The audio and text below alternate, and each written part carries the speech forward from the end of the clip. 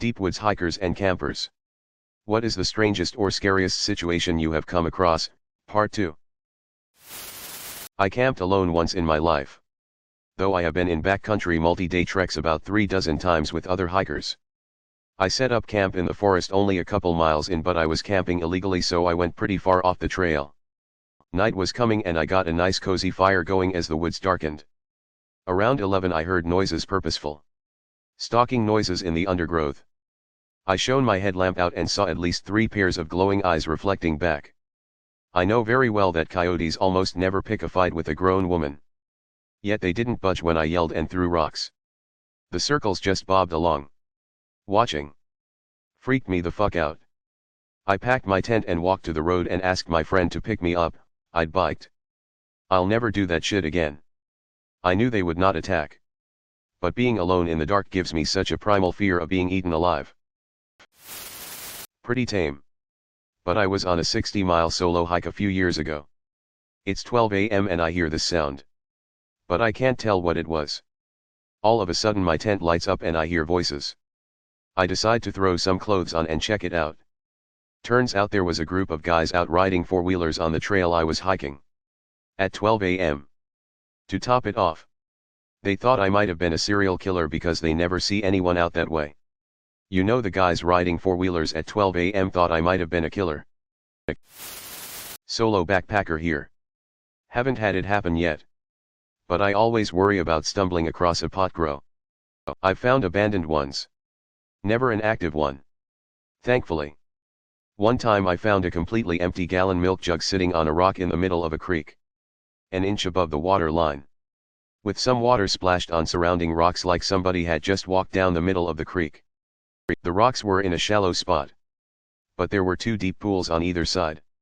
So they would have been in the water at least up to their hips to get away down the creek. Creepy because there was no sign of anyone around. The creek had flooded the night before, jug was clean, whole, undented and dry, looked brand new, had not been in the flood water.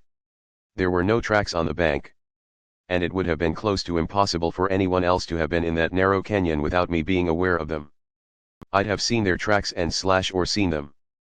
No explanation for it other than that somebody had heard me coming. And scampered down the middle of the creek to avoid leaving tracks before climbing out somewhere where the bank was rocky. And hiding. I left that area in a hurry. Same area. Another trip. Somebody lit my campsite up from directly above with a high-powered spotlight in the middle of the night. Nobody around. No aircraft overhead. No trees big enough to hide a person. Nothing. Absolute dead silence. I would have heard branches cracking if there was anybody in the trees above me. Or anywhere around.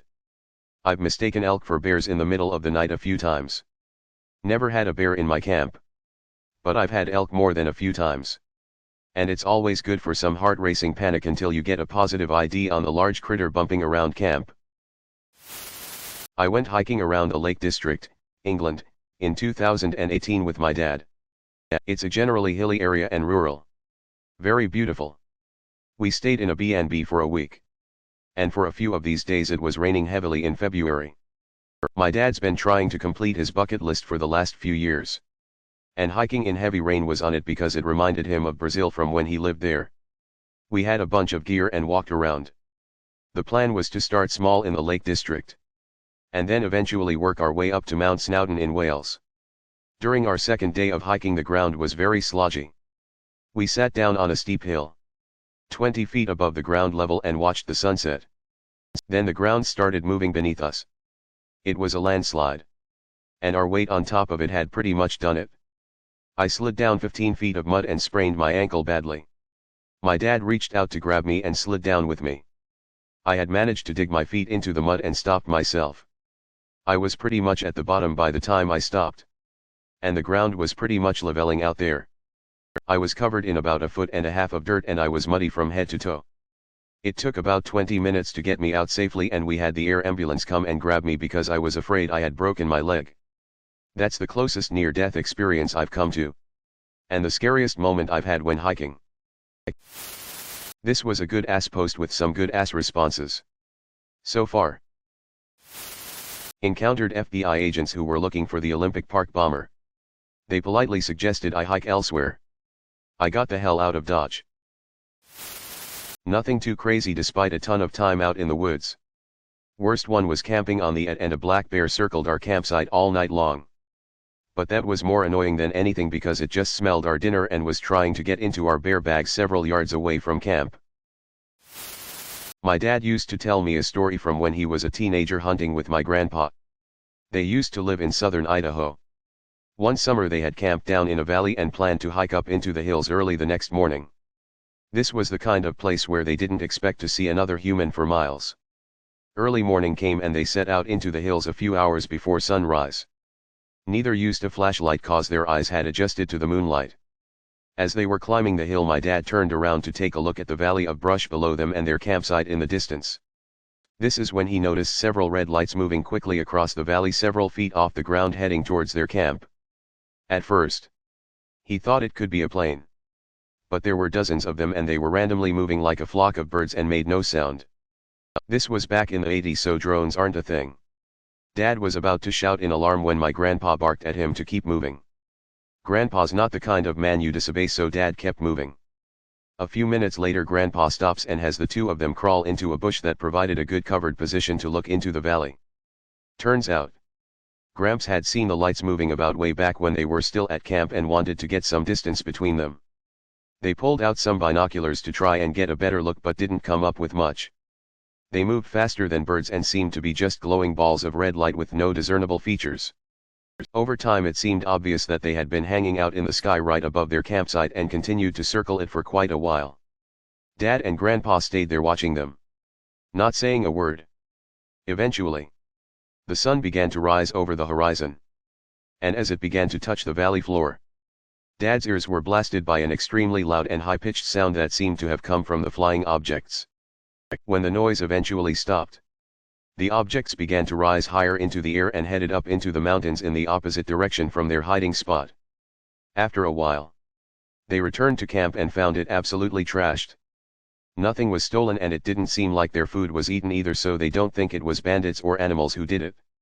All they know is those lights scared the hell out of them and neither went back there again. Was somewhere in the middle of the White Mountains in the summer when I walked into what looked like a scene from a horror movie. A person with zero hiking, camping, or other experience had gotten themselves in trouble, big trouble. It was around 7 a.m. when I found the campsite. First thing that hit me was the eerie stillness. Until I noticed the shredded tent under a tree. And the desperate-looking human figure covered in blood, whimpering quietly. I put my bag down, grabbed my kit and went over to the person. They looked like they had just lost a knife fight with a four-armed man. Deep slashes from one shoulder to hip. Single punctures up and down his back. And hands and forearms full of what looked to be defensive cuts. I patched him up the best I could. Gave him water. Checked my map and hightailed it to the closest road. This was before cell phones were super prevalent and barely worked in the mountains. Thankfully, the road was very close by, less than 2 miles. And I was able to flag someone down. They took off and I waited for assistance to arrive. It took about an hour until rescue arrived. And I led them to the still unidentified individual. He was not very conversive when I helped him out. I was sure he would be dead before we arrived. But was wrong. I assisted rescue bringing him out. And took them up on their offer to head into town and get cleaned up. After cleaning up and getting myself situated at their station, I went on my way, leaving them my number to call to let me know what was up with the person we helped out. I got home 3 days later. And there was a message on my machine. The story was that the guy I found decided to go camping one day and heard that he had to keep food hung from a tree to keep bears away. Well, he did that, but put it almost directly over his tent. And not high enough. The night before I happened upon the site. A bear had used the tent. And its occupant. In attempt to climb the tree to get to the food. The guy had woken up to 4 black bear paws sinking into his body. Shifting to reach up. Dude survived. And swore to the hospital staff that he was moving to the city and never going into the woods again. My family used to go camping with a few groups of friends when I was a kid. I remember one Christmas when I was about 5 we were camping out in the bush. There were 9 kids in total at our campsite. We were allowed to wander through the bush. The parents would give us a walkie-talkie to tell us when to come back to camp. We never wandered far. Anyway. Out of nowhere an unfamiliar voice came over our walkie-talkie. It was a man's voice.